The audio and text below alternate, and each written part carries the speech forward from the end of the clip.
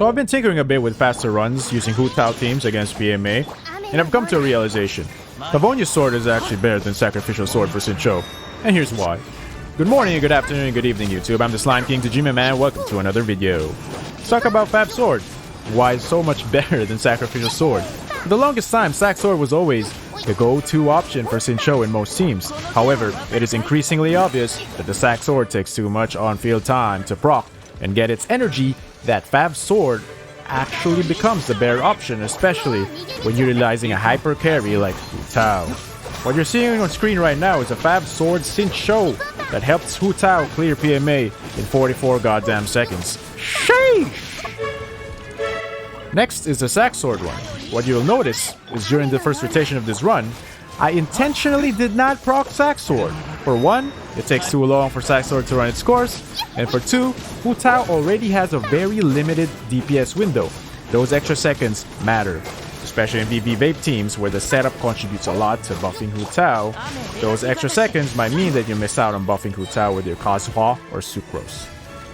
And not to mention that PMA also has a limited DPS window depending on state and attacks. The result? The perks of Sac Sword are harshly negated simply because it takes away time from what could be your Hu Tao actually dealing damage. This Sac Sword run cleared in 45 seconds. But the kicker here is that my Fab Sword is level 70 compared to my Sac Sword, which is level 90. Now the difference in refines doesn't matter, as realistically you won't be switching to Xingqiu every 7.5 seconds anyway.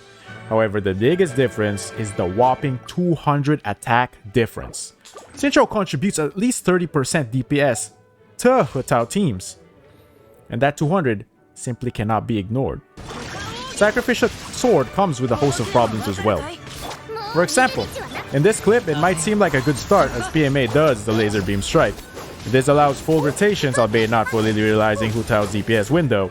However, another problem strikes, and that is even with an R3 Sac Sword, sometimes it doesn't even proc, thus ending your entire run, or at least not allowing you to burst immediately next floor.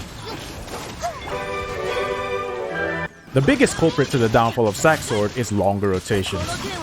When the PMA flies up here, if you proc Sac Sword, you don't even have enough time to hit Amber Q and Sword with Kazuha.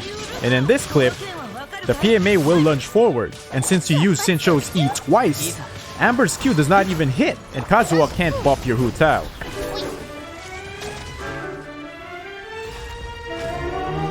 So what does this mean for you? It's simple.